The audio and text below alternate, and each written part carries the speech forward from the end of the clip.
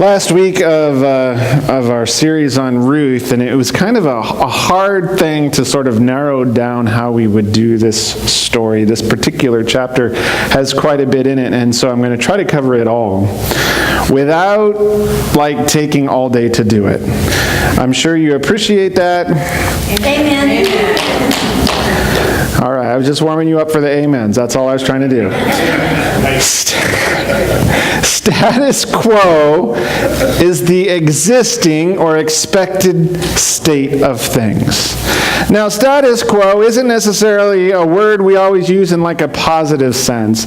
A lot of times we'll say, well, right now I'm just maintaining status quo because it's all I can do. Or I'm just trying to maintain status quo because things are too hectic otherwise. And so status quo is the way things are right now. It's the way things maybe ought to be. It's what we're looking at. Now, I thought about this, and I thought about Naomi's family, and that at one point, Naomi and her husband Elimelech and their two sons had a status quo, right? They were living and probably farming and working in Bethlehem, and things were probably pretty good up until a point when there was a famine, right? That would break status quo. And so they had to go away. They go to Moab, where they probably established what maybe would be considered a new normal, a new status quo, right? They were able to be fed, they were able to live, everything was great. And even their sons got married to fine Moabite women while they were there. Getting married will change the status quo a little bit.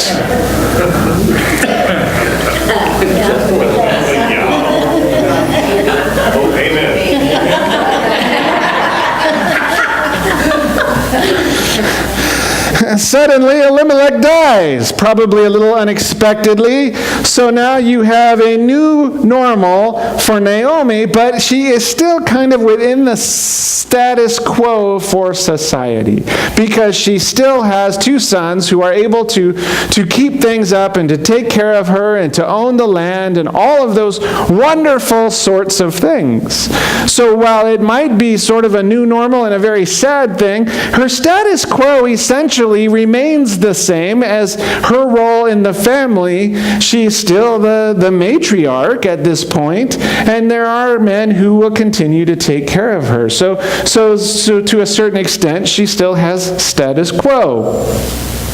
But ultimately, the loss of status quo for Naomi ends up being a loss of hope. And when does that happen? At the death of her two sons. Yep. So her two sons end up dead, and now she has a new normal, but that new normal does not meet status quo or the conditions that you're supposed to meet in order to live in that particular area in that particular time. Do you follow what I'm saying? And when status quo gets taken from us, a lot of times hope does begin to go. We almost always mourn when status quo ends. Always. We get used to our normal and we don't like change. Amen. Yep. Once in a while, we like change. Like if you increase someone's salary, they're usually pretty excited about that.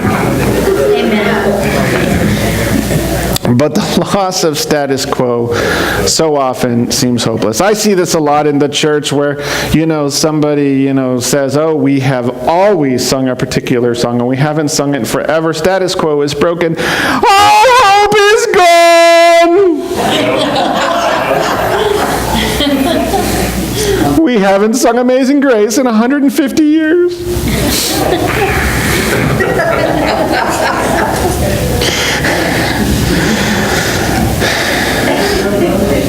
Poor Naomi finds herself without hope and gets the one glimmer of good news she's had in a while, which is basically that God is again feeding his people in Bethlehem. So here's an idea, Naomi. Just head on home. Good plan, right? Good plan. Good plan. Naomi suggests that Orpah and Ruth should go back to their families, but Ruth says, no, I'm going to cling to you. I am not going to let you to continue this journey by yourself. You are a hopeless old woman who needs me.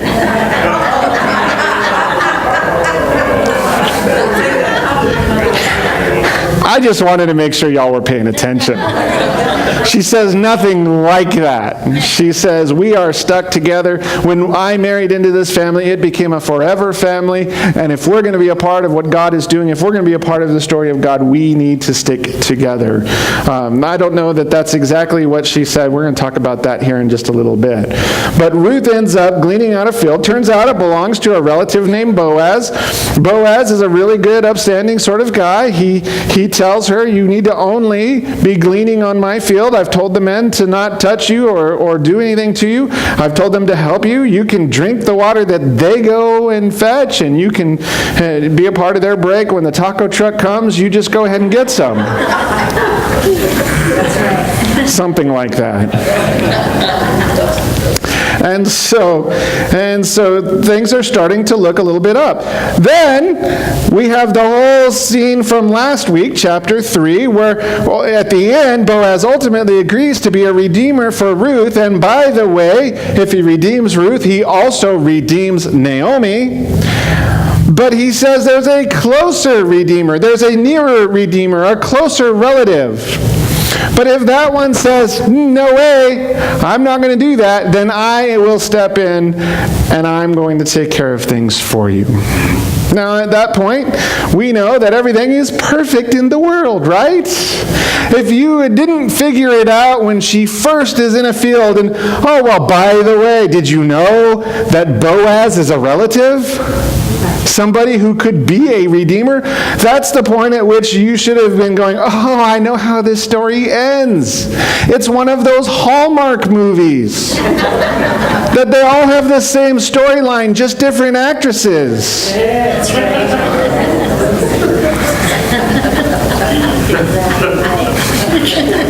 I can't help it. It's true.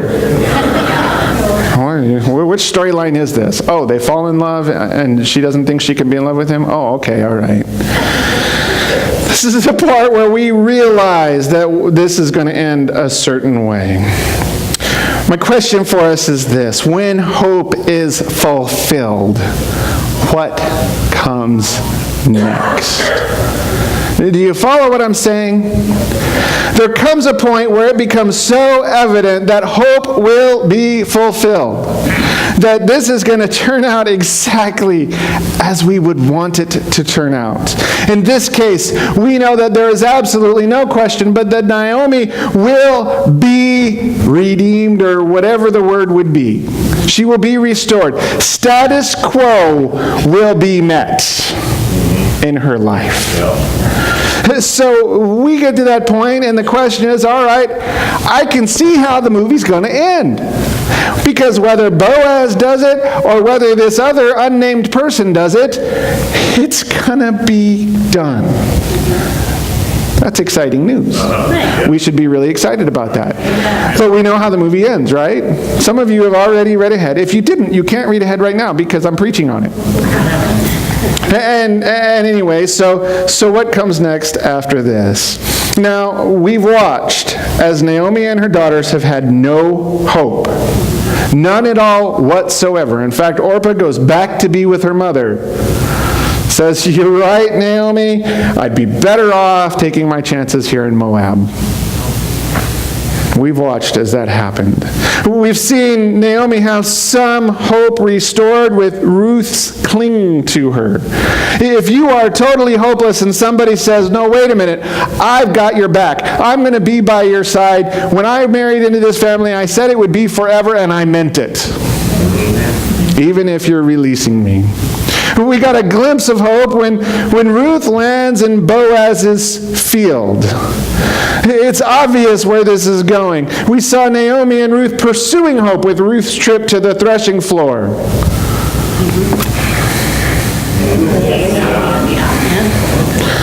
Chapter 4 is obviously going to fulfill that hope. Right? Like right now, if it's one of those plot twists where, everybody dies or something, we're going to be really angry. Won't make a very good Hallmark movie at all. Right? We like happy endings. Happy endings are good. We want to see people live happily ever after. Just like we all do, right? Yeah, we're all living happily ever after. Chapter 4, the first 12 verses settle the matter of the other kinsman redeemer. Now, there's a whole thing going there. We're not going to read the whole story. Don't read it now because I'm telling it to you. But there's a whole story there about how this takes place, and there's some really interesting things within the story. But the basic thing is we need to settle this matter of the kinsman redeemer. Will it be Boaz, who of course has been set up to be the one who marries Ruth? He's been set up to be that person. In the Hallmark Hall of Fame movie, whatever they call those, that's what it is. So Boaz goes out and he gets some elders and he looks for the closer relative so that he can have a discussion with them. Now the Bible tells us that this happens near the gate, near the city gates. He gets the elders around and he waits for this guy. And when the guy comes, I don't know if he was like ready to have a fight or not. I don't know. Kind of standing there, with his hands on his hips going, everybody that walks by, nope, that's not him. But he says, hey, got some business to tend to with you, is basically the thing. So they have the discussion, and he says some things. He says, look, Naomi needs someone who can redeem her land, and you are the closest relative. Do you want to purchase the inheritance? And the other redeemer says, of course I'd love to have that land. And so Boaz says, okay, well, it comes with Ruth. You must marry Ruth if you're going to purchase the land. I'm not making this up. Some of you are looking at me like I'm nuts. That's what the Bible says. And so he says, comes with Ruth, and the guy says, well, that's interesting, but I don't want the wife that comes with it because it might endanger my estate. How? Bible doesn't tell us. It's just that's his excuse. And so he says, I can't do this. And so the next thing he does is he takes off his sandal. This is not the same as uncovering the feet. It's taking off the sandal.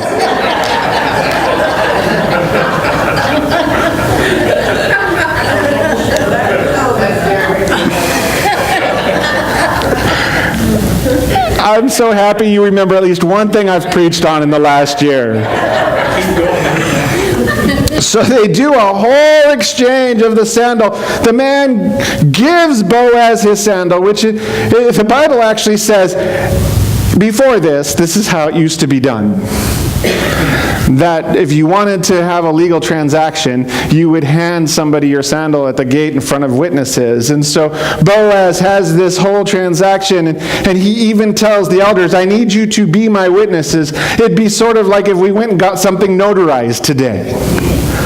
You are my witnesses that I have purchased the right to buy the land and therefore marry Ruth. You're supposed to be cheering on. This is the part that's really exciting. In the Hallmark movie, we're really thrilled here, right? Oh, yay! The last barricade has been removed! Y'all aren't buying this. Come on, y'all. This is good preaching. Pay attention. The last thing we get in this whole interchange with the elders is that they bless Boaz with hopes that he will have many children. In fact, they sort of make a suggestion that hopefully he'll have at least 12. They don't come right out and say that, but they say, we hope that you're like Rachel or Leah, or that you are like some other people who had many, many kids. Right? And I can tell you from experience, once you get past about 5 kids, it doesn't really matter anymore.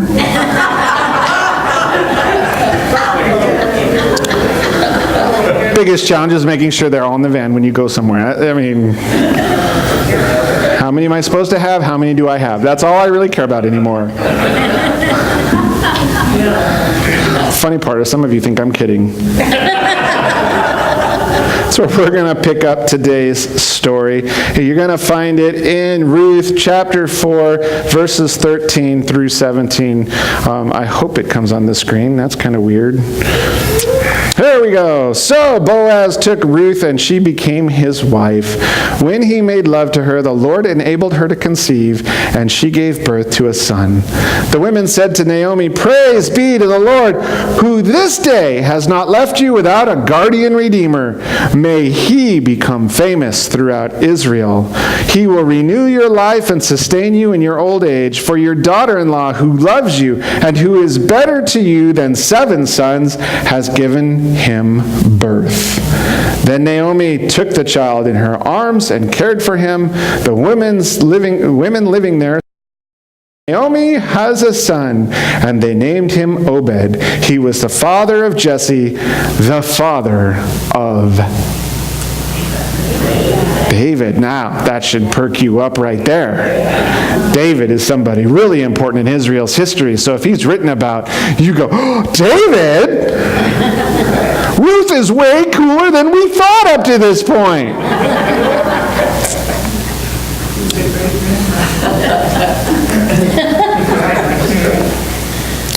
I wanted to point something out. And when I say that in many respects this story is described with great ambiguity, I want to make sure you understand I'm talking about the whole story. I'm not talking about just this little bit here, because they're pretty clear about what happened with the birth of Obed. But the whole story has kind of all of these great ambiguities that the writer really isn't interested in clearing up for us. So he's presenting it sort of in these basic or general terms. Enough information so that we understand what happened without us needing all of the minor details. Now, we tend to be a little bit the opposite way, right? We would much rather you give me all of the details so that we could then go out and know exactly what the proper procedure is if anything like this should ever happen to us. You know, not that we will all end up as widows or widowers, but that if we can have the 10 steps to get back to status quo in whatever's going wrong in our lives, we want the details. And the Bible is incredibly clear that you don't get them. Most of the time when you go to the Bible, you don't get here are the 10 steps to solve your problem. You get, look at what God did for this person. Yeah. And so the narrator is being extremely specific. To not be specific. To be really ambiguous. Give you enough information so that you sort of understand the story. This might have gotten me into a little bit of trouble with some of you last week. But so be it. When you read the story, for example, you don't even know which of Naomi's sons that Ruth married until you get to chapter 4. Did you know that? I probably told you with chapter 1 that we know because I've read ahead. But if you were reading this story for the very first time, you find out that Naomi has 2 sons, and that they get married to Orpah and Ruth, but you don't know which one got married to who. And here at the very end, sort of as a sideline, it's during the whole discussion about the guardian redeemer and who the closest relative is, that we suddenly find out which of the sons that Ruth is married to. Aren't they the ones who caused this problem in the first place by going off and dying?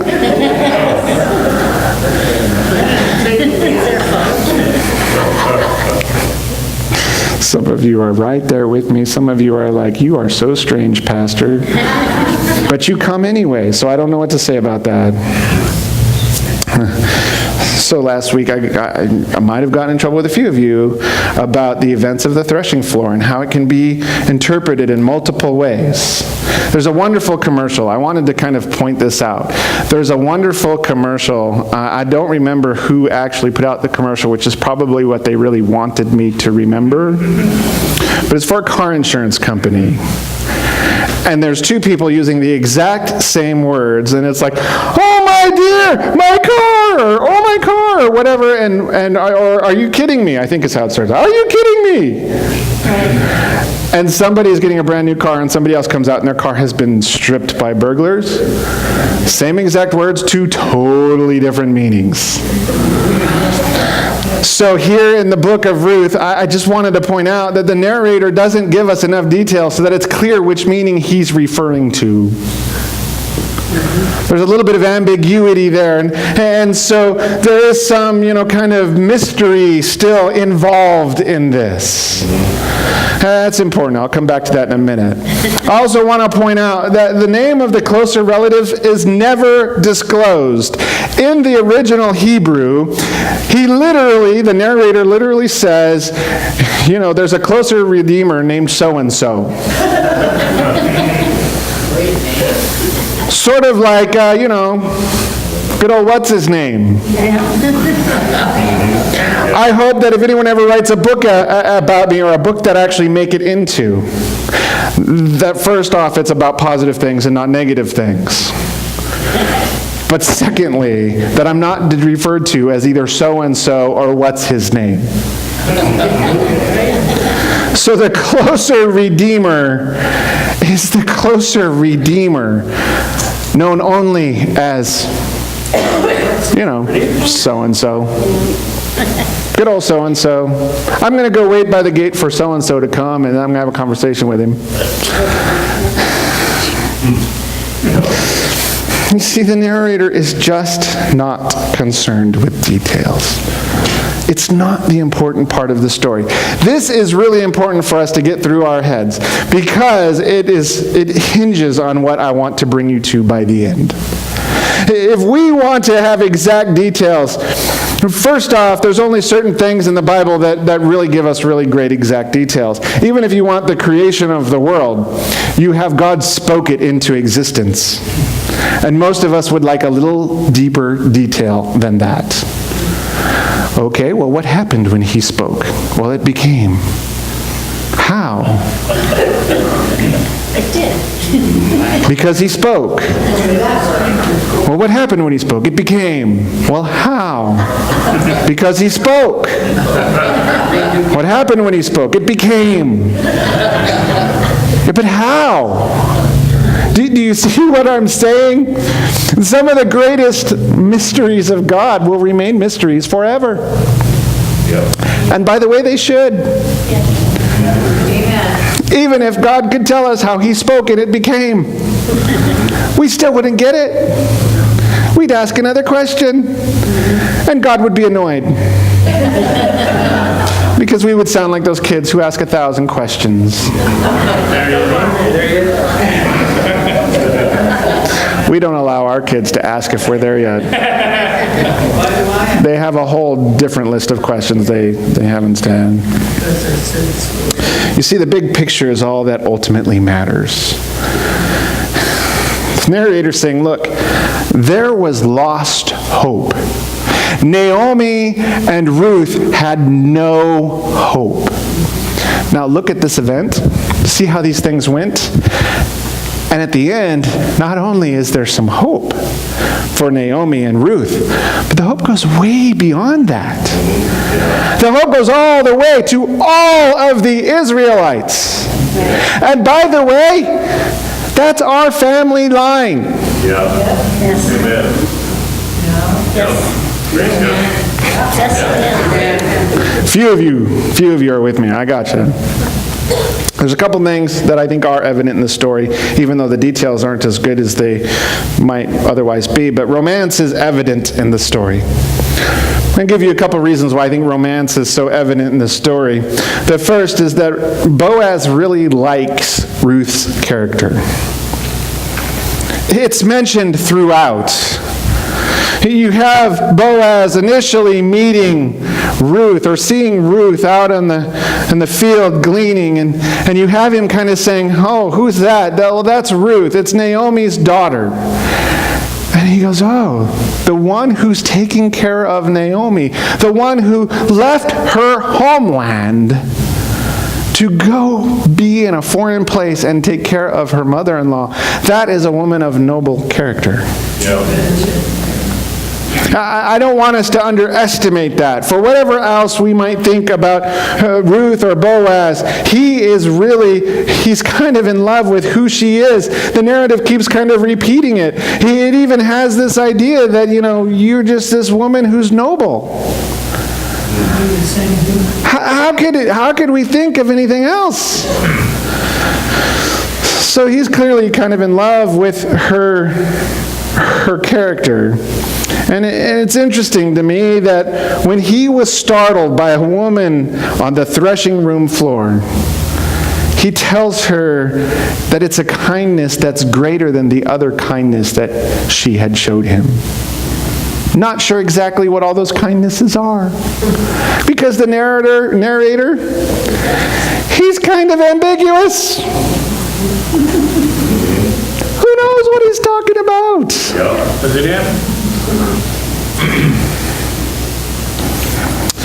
He even implies that she's a little bit younger than he is and could have a better catch. You're being so kind to me. You're showing me such great kindness. And so he really is very much in love with her. We also know that there's a little romance involved because Boaz makes an effort to ensure that there's a redeemer. Now, there's a couple of ways you could look at this. There are some people who kind of read through this and they start to go, this whole idea of wanting a closer redeemer is almost like, hey, I don't want to do this. Let me get out of it. Let me go get this other guy to marry you. I don't think that the text really supports that, but that's one of the thoughts that's there. I would go more with Boaz is doing the proper thing by saying, look, I don't want to take somebody else's position, and so I'm going to go make sure that I have the rights, that it's not the closer relative who wants to do this. I also wanted to point out that Boaz was not required to redeem the family. We could talk about some of the laws and marrying off and all of that, but we've sort of mentioned before, if you've missed any of the series, you can see it on YouTube. But he was not required to redeem the family because you only were required if you were within the same household still. And the fact that Boaz seems to be the head of the family and has his own land would imply that he has already received his inheritance and therefore is not part of whatever family structure that would allow him to be a redeemer. So he was not required to redeem the family. Now, the Bible makes it very clear he was a possible kinsman redeemer. But he was not the only one, and he was not required by the laws that required you to do so. So, I don't know about you, but I'm thinking that he really likes Ruth. Yeah. A little bit of romance there. The only thing I think that requires Boaz to marry Ruth is that he said he would.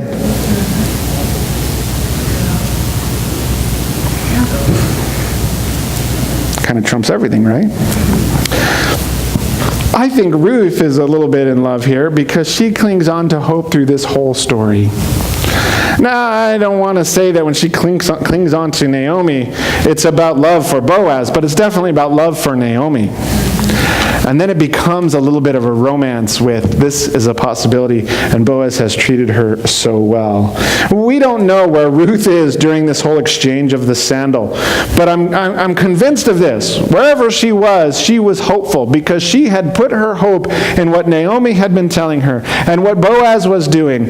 And when you get your hope in those sorts of places and begin to start to think about those sorts of things, in the end, I am convinced more than ever that whatever's going on, wherever it's going on, she would have been sitting there going, I have such great hope.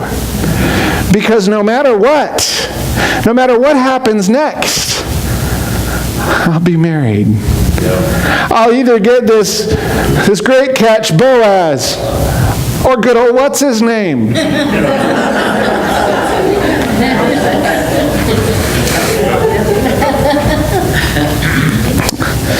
See, I'm convinced that one of the things that makes us happy the most is hope.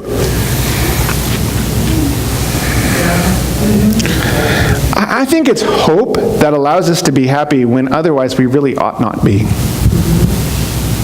I think it's hope that allows us to see in the darkest of situations that there's going to be a positive, that sort of silver lining kind of thing.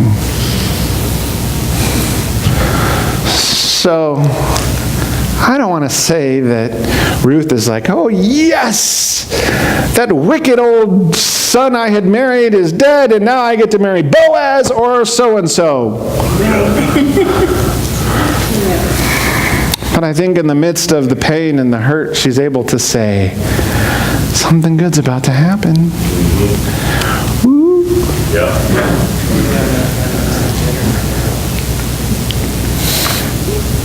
The Bible tells us that Boaz and Ruth have a son. Isn't that exciting?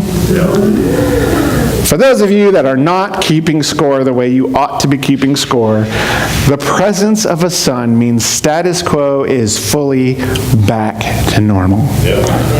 The family name will continue. Naomi and Ruth will be forever taken care of. We already know that ultimately out of this line will come King David, and we know that from King David's line, there's a guy that we sometimes talk about a little bit within the church. His name is Jesus. Once in a while we mention his name, right? Here and there. Something about a cross, I don't know. Now I'm not going to get into it, but the narrator uses actually a very colorful euphemism to describe lovemaking. If you want to know what it is, you can ask me later and I might tell you. But ultimately that produces a son. The story then turns to Naomi. You remember what I've been saying all 4 weeks that I've preached out of this book, right? You remember? Yeah.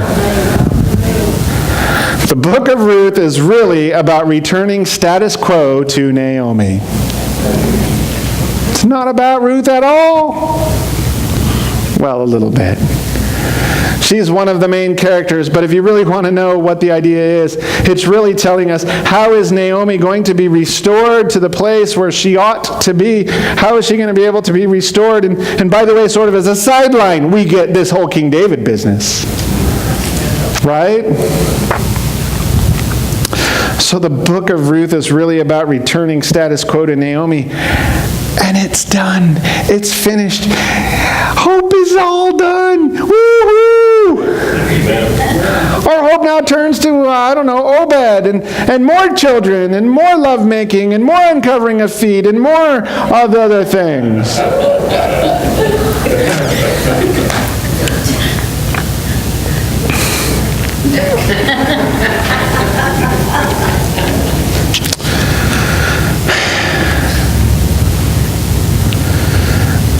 Is that really our next blank? Because there's like a blank slide there, and that's really weird.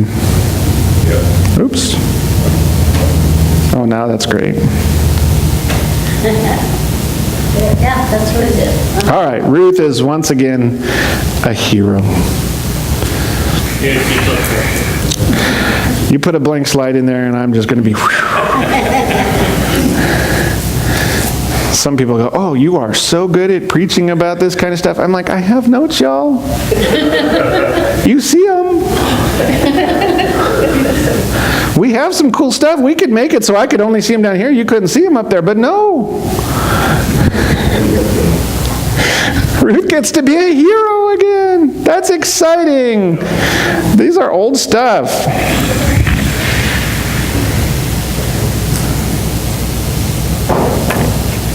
The son will become important to Israel. Why is the son important to Israel? Because of David. Because David comes first. Can we write David's great-great-great-grandmother out of a story? If not for the things that happen in the book of Ruth, there is no David. That's a great story too. If you want me to go off on a tangent, I could do that real easily. I know you want me to stop preaching. It's already. He's going to be king. This boy, this little baby that she's holding in her arms will be David's great-grandfather. Now, of course, Ruth knows nothing of this. All she knows is status quo has been returned and her family will continue. Oh, by the way, in case you didn't catch on earlier, David becomes king. And out of David's lineage comes Jesus. You guys weren't paying attention. I'm so happy. You see, Ruth, the Moabitess, which is how she is so often written about. Ruth the Moabitess becomes part of Israel's very important history. But you remember how the story started, right? You see, sometimes we get to the point of hope fulfilled and we go, well, that's cool. We totally forget how things were back then. How things were back then. There can be no doubt that Naomi's tragedy ultimately becomes Israel's hope. That's incredible. It's incredible. So from hopelessness often comes a happy ending. That's why the Hallmark movies are as good as they are. Even if they are all the same storyline with just different characters. There's a moment in which that romance seems hopeless, and then there's a moment in which everybody lives happily ever after, just like in the real world. All the married couples are testifying right now, I can tell. Nothing but a happy ending. So when hope is fulfilled, what comes next? Joy? Joy? When hope is fulfilled, what comes next? I wanted to point out that hope fulfilled is almost always evidence of God at work. Amen. You see, when we have a hope and we really want to see that hope fulfilled, and ultimately we get to that point where hope is fulfilled, so often it's because God has been working on our behalf. That's right. We need to keep that going. There's two ways to see these things happening. The first one would be that Ruth is clinging to Naomi for some reason that is never stated. Maybe she's fearful. Maybe she just really likes Naomi that much. Maybe she knows that Naomi will die on the way back if she doesn't go with her. I don't know, because we're never told why she clings. Yep. We really aren't. How do we know what she's thinking? Because we guess. It's a really, really scientific biblical scholar formulation. Well, I think it could be because of this. I don't know. We could also look at this and we could say God led, or God worked in and through Ruth to help Naomi return to status quo. So I could make up some sort of reason why Ruth might have clung to Naomi. One of them could be that maybe her parents didn't like her very much. Maybe they were really so happy to get her married off that they moved and didn't give her a forwarding address. I'd make stuff up like that if you want me to. But I think at the end of the story, it's so evident that God was with this whole story the whole time. Amen. And while we don't get to see it at the beginning, you sure can see it at the end. Right. God was here. God was doing this. A chance meeting with Boaz while looking for food, or was it God's divine plan? Yeah. I know, a chance meeting.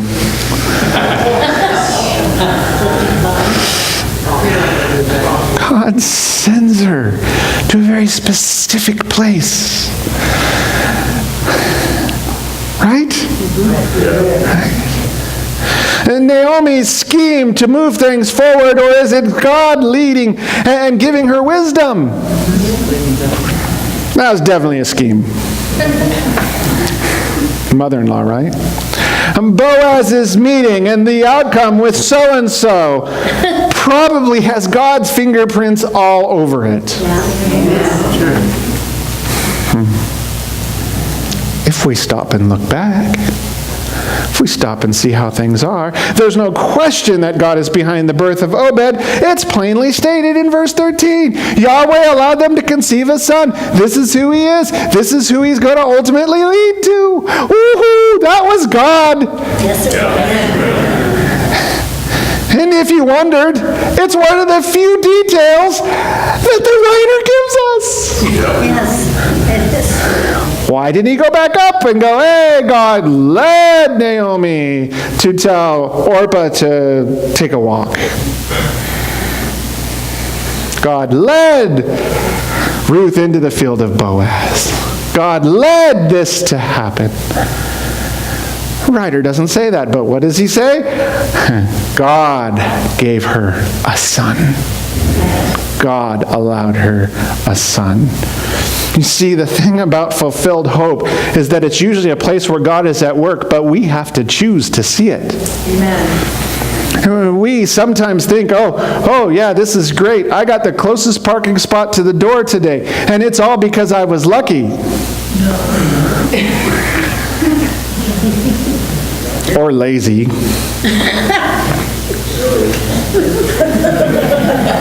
I notice on some of my laziest days, the spot right by the front door is open. I don't know, it's the weirdest thing.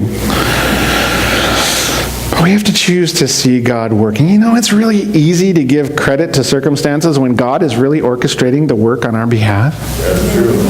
Yeah. I'm more convinced than ever that there are so many things that God has blessed me with, and sometimes even things that I had been hoping for, but expecting that I would have to earn them or whatever else, and God has just granted them to me, and I get all excited because, hey, this is really great, and I forget to stop and go, wait a minute, that was God at work. Mm-hmm. Yeah. That's right. Yeah, okay. Some of you are not convinced. I'm sorry.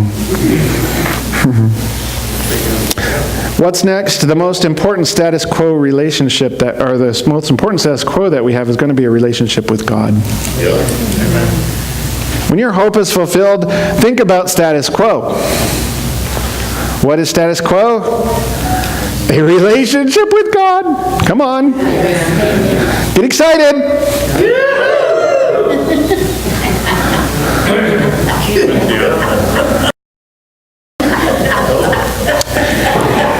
I want to tell you this. Money is going to come and go. Yeah. Mostly go. Amen. Money comes and it goes.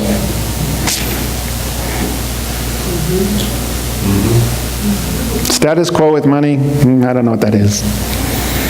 Every time I think things are just really good, that broke. Health has never been promised to anybody. I know we're always healthy, but never promised. So if your status quo is dependent on whether or not you're healthy, good luck with that one. The minute you think your health is more important than your relationship with God, guess what's going to go? Yeah. Friends might let us down once in a while.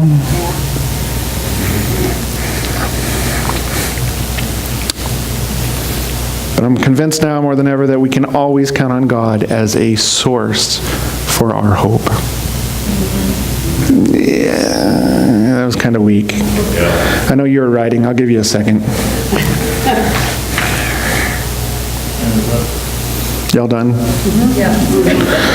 We can always count on God as a source for our hope. Amen. I had to coach you, though. The check's in the mail. God is a source of hope. Amen. We got to keep our status quo centered on Him, not on anything else. I want to make sure you get it, because this is not merely a platitude. It's not merely an idea limited to certain individuals. God should be the source of hope for every single one of us. Right. So true. Shouldn't be a doubt in our minds that if you have hope today, guess where that hope is coming from? Even if your hope is that you'll be able to go golfing soon.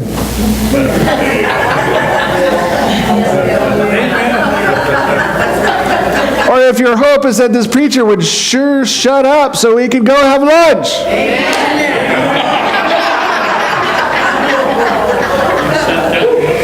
I meant to. God wants us to center our hope on our relationship with Him. Nowhere else, no place else.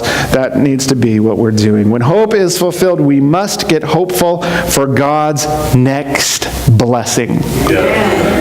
You see, the problem is that Ruth and Boaz get to their happily ever after. Did you catch that part? And the story just ended. Well, you didn't read that part yet. You can later. The story just ends. After Obed is born, guess what happens? It's a genealogy. Snooze. The story just ended right there. Oh, they had a baby. Status quo is restored. Woo! What happened next? They lived happily ever after. Whatever that means.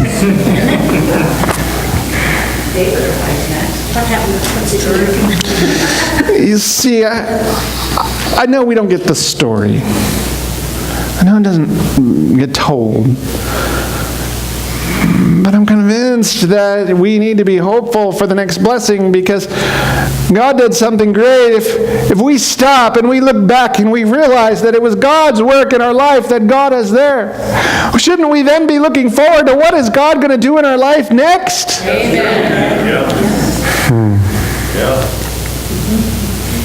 That's good preaching. You ought to take notes on this. I think sometimes our hope gets fulfilled and we give credit elsewhere. If you're guilty of this, stop it. And I think sometimes, in as much as we want to, our hope gets fulfilled. And then we're like, okay, good. Time to sit back, relax, and enjoy the ride. It's my turn for the happily ever after, and then something else happens, and we're like, life is hopeless. It's problem after problem after problem after problem after problem after problem after problem. And once you get all the problems solved, there comes another. If that's not your story, I'm happy for you. But we need to have a discussion about whatever you're drinking. Sometimes we also minimize God's work in our lives. We minimize the blessing waiting for the other shoe to drop. God says, here, I'm going to give you the thing you've been hoping for. And we're like, oh, that's great, but now what's going to happen?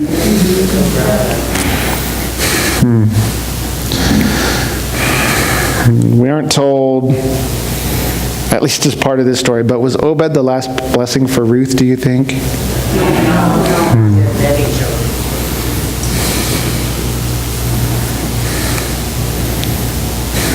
I bet you at some point Ruth looked back and said, look at all that God has done for me. Yeah, true. Look at how God brought me through each one of these things. Look at how God, every time I began to hope and knew that He was the source of my hope, came around and fulfilled that hope. What more could I hope for? Come on, God. Tell me what the next thing will be. Maybe she did have a dozen kids. Maybe she did. Lucky her. What's your response to hope fulfilled?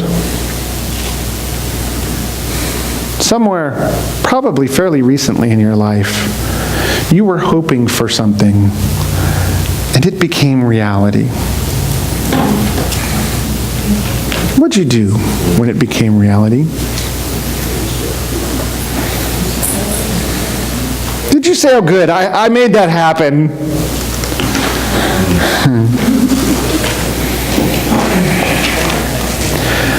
Since we're talking about having children, when Chris and I wanted to have our first child, she might have been a little bit reluctant or a lot reluctant, depending on when you ask her. But I told her, I really want a boy. And she said, I really want a girl. And I said, that's fine, but God is better friends with me than He is with you.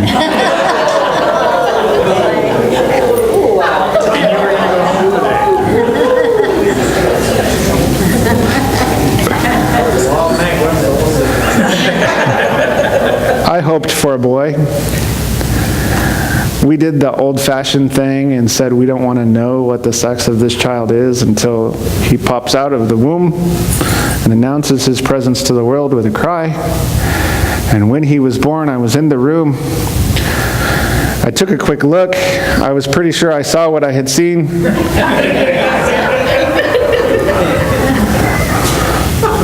I was afraid to say anything about it because, I could be hallucinating because I had so hoped for this thing.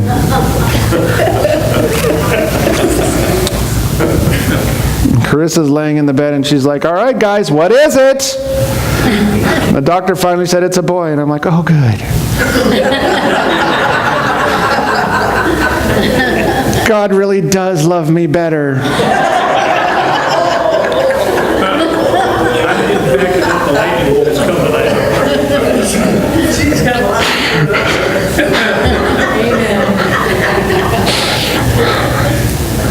Why are all you talking back there? I don't know. Troublemakers row right there. 1, 2, 3, and I'm pretty close.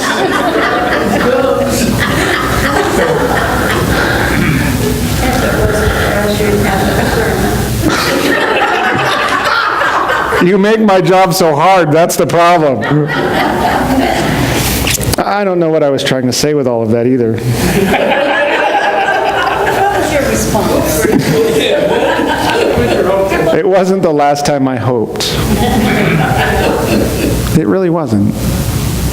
Lots of other things I've hoped for over time, and sometimes at the time when I was hoping for them, I didn't realize that I shouldn't be.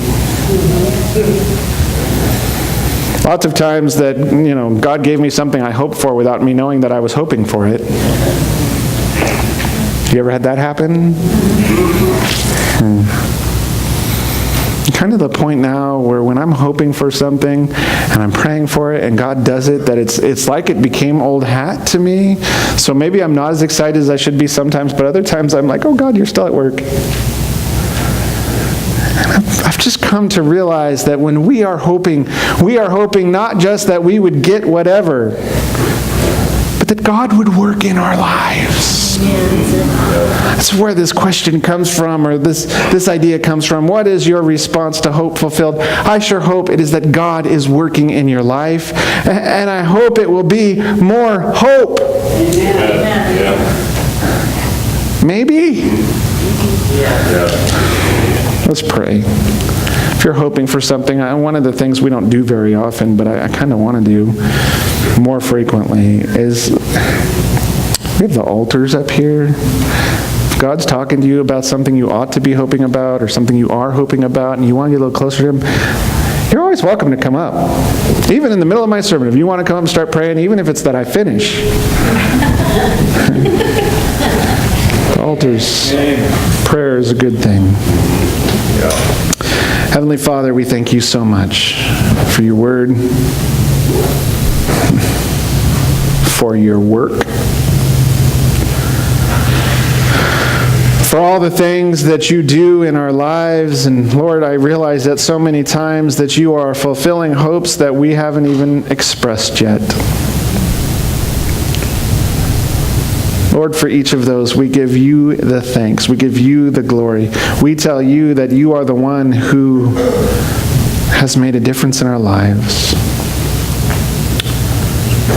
And Lord, we just ask that you would help us to be people of hope. Not hope that we'll get the closest parking spot, or hope that we're going to, get a job or whatever specific thing. And those are great things to hope for, Lord, but I hope that in the midst of those things, that the greatest hope that we have is that you will be right there with us, that you will be guiding, you will be directing, that it will be your hope that is ultimately realized. Help us to be those people of obedience and of hope. Lord, as we leave this place this morning, we just ask that you would guide us, direct us. Put those people in our path that need to be in our path so that they can come to know you. We pray all of this in your precious name. Amen.